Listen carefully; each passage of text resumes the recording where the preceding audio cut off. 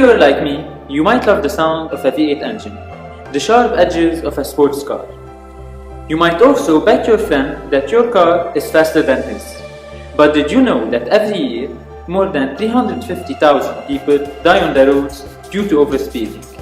Personally, I find that the traditional system in place is ineffective at limiting speeding cars, and that's because of two main reasons.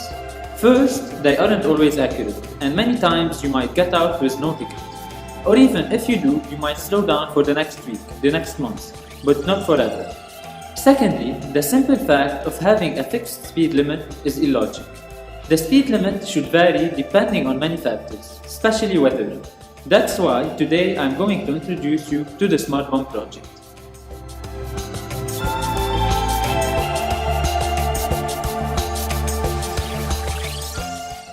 So, how does the system work? The system is made out of 12 coils, 6 for each lane, 5 before the bump and 1 after the bump. The coils are connected to 12 Colpitts oscillators that will generate a sinusoidal signal with a varying frequency depending on the inductance of the coils. When a car passes over the coil, it will change its inductance, thus changing the frequency of the signal. You might wonder why we will need 5 coils before the bump. That's very simple. We want our system to predict the speed of the car at the bump.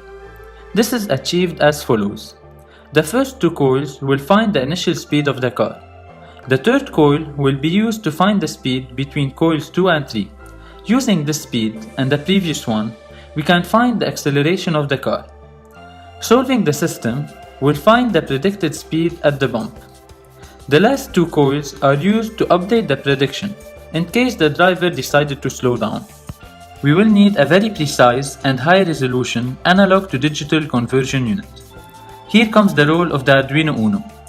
We will use its timer interrupt to read the frequency of the signal, but since each Arduino can only read from one coil, we will use a multiplexer instead of using 6 Arduinos per lane. The Arduino Uno will then communicate with the central Arduino Mega using only one bit. This bit will be initially set to low and toggle between high and low every time a coil detects a car. The central Arduino Mega is also responsible of setting the speed limit.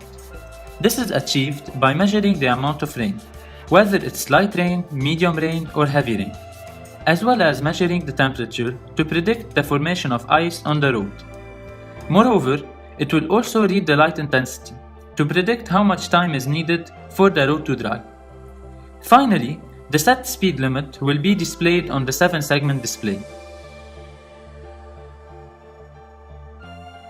Now, let's move on to the demonstration.